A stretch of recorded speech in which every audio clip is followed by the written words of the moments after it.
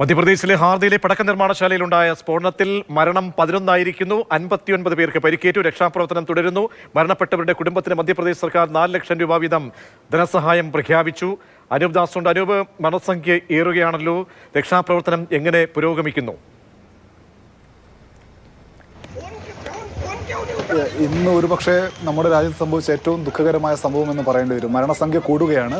59 പേർക്ക് പരിക്കേറ്റതിൽ കൂടുതൽ പേരുടെ നില ഗുരുതരമാണ് എന്ന വിവരം ഇപ്പോൾ ആശുപത്രിയിൽ നിന്ന് പുറത്തു വരികയാണ്. അതായത് 70%-ലധികം പൊള്ളലേറ്റ ആളുകളാണ് കൂടുതൽ. ഈ പൊട്ടിത്തെറി നടക്കുമ്പോൾ ഫാക്ടറിക്കകത്തും പുറത്തുമായി, ഫാക്ടറിയുടെ ചുറ്റിലും എല്ലാമായി 150ഓളം തൊഴിലാളികളുണ്ടായിരുന്നു. ഈ മരിച്ച ആളുകളിൽ തൊഴിലാളികൾ തന്നെയാണ് കൂടുതലെന്ന വിവരം പുറത്തു വരുന്നു. എന്തായാലും മരിച്ചവരുടെ കുടുംബത്തിന് 4 ലക്ഷം രൂപ അടിയന്തര സഹായധനമായി നൽകാൻ സംസ്ഥാന സർക്കാർ തീരുമാനിച്ചിട്ടുണ്ട്. സംസ്ഥാന മുഖ്യമന്ത്രി തന്നെ മോഹൻ യാദവ് തന്നെ നിർദ്ദേശപ്രകാരം ചില മന്ത്രിമാരും MLA-മാരും എല്ലാം സ്ഥലത്തേക്ക് തിരിച്ചു. ഏതാണ്ട് 70ഓളം ആംബുലൻസുകൾ സ്ഥലത്തുണ്ട്. 400ഓളം പോലീസുകാരെത്തിയിട്ടുണ്ട്. ദുരന്ത നിവാരണ സേന അംഗങ്ങൾ എത്തിക്കൊണ്ടിരിക്കുന്നു. അതായത് ഇപ്പോഴും തീ പൂർണ്ണമായി അണച്ചിട്ടില്ല.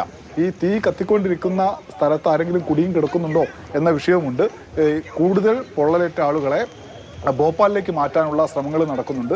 എന്തായാലും വലിയ ദുരന്തമാണ് ഉണ്ടായിരിക്കുന്നത്.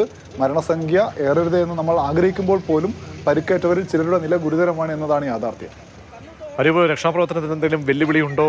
സാധ്യമായ സംവിധാനങ്ങൾ ഇപ്പോൾ നിലവിലുള്ളത് പര്യാപ്തമാണോ? കൂടുതൽ സേനാവിഭാഗങ്ങളെയും മറ്റ് സംവിധാനങ്ങളോ ഏർപ്പെടുത്തേണ്ടതുണ്ടോ? രക്ഷാപ്രവർത്തനത്തിന് മുന്നിലുള്ള വെല്ലുവിളി, ഇത് പടക്ക നിർമ്മാണശാലയായിരുന്നല്ലോ. അപ്പോൾ ഈ പൊട്ടിത്തെറികൾ ഇനിയും ഉണ്ടാകുമോ എന്നൊരു പേടിയുണ്ട്. പക്ഷേ അതെല്ലാം നോക്കിക്കൊണ്ട് ജാഗ്രതയോടുകൂടി രക്ഷാപ്രവർത്തകർ സ്ഥലത്തുണ്ട്. കൂടുതൽ ഫയർ എഞ്ചിനുകൾ എത്തിയിട്ടുണ്ട്. ഭോപ്പാലിന് സമീപ പ്രദേശങ്ങൾ ഉൾപ്പെടെ കൂടുതൽ ഫയർ എഞ്ചിനുകൾ എത്തിയിട്ടുണ്ട്. ഒപ്പം തന്നെ പോലീസുകാരും സ്ഥലത്തുണ്ട്. കൂടുതൽ ആളുകളെ ഈ സമീപ സ്ഥലങ്ങളിലേക്ക് വരാൻ അനുവദിക്കുന്നില്ല. അപ്പോൾ കാര്യമായ വെല്ലുവിളി ഇല്ല എങ്കിലും ഒരു സ്ഫോടനം നടന്ന സ്ഥലം എന്നതുകൊണ്ട് തന്നെ ജാഗ്രതയോടുകൂടിയേ കാര്യങ്ങൾ മുന്നോട്ട് പോകുന്നുള്ളൂ. ഒപ്പം തന്നെ ആംബുലൻസുകൾ, 70ഓളം ആംബുലൻസുകൾ പെട്ടെന്ന് തന്നെ എത്തിക്കാനും ആളുകളെ പെട്ടെന്ന് തന്നെ മാറ്റാനും കഴിഞ്ഞതാണ് പ്രാഥമികമായി നമുക്ക് അറിയാൻ കഴിയുന്ന കാര്യം. സംസ്ഥാന ഗവൺമെൻറ്റും വേണ്ട രീതിയിൽ ഇടപെടുന്നുണ്ട്. ദേശീയ ദുരന്ത നിവാരണ സേന അംഗങ്ങൾ കൂടി എത്തുന്നതോടുകൂടി ഈ രക്ഷാപ്രവർത്തനത്തിന് കൂടുതൽ വേഗം വെക്കുമെന്നാണ് കരുതുന്നത്. ശരി, അനൂപ് ദാസാണ് വിവരങ്ങൾ നൽകിക്കൊണ്ടിരിക്കുന്നത്.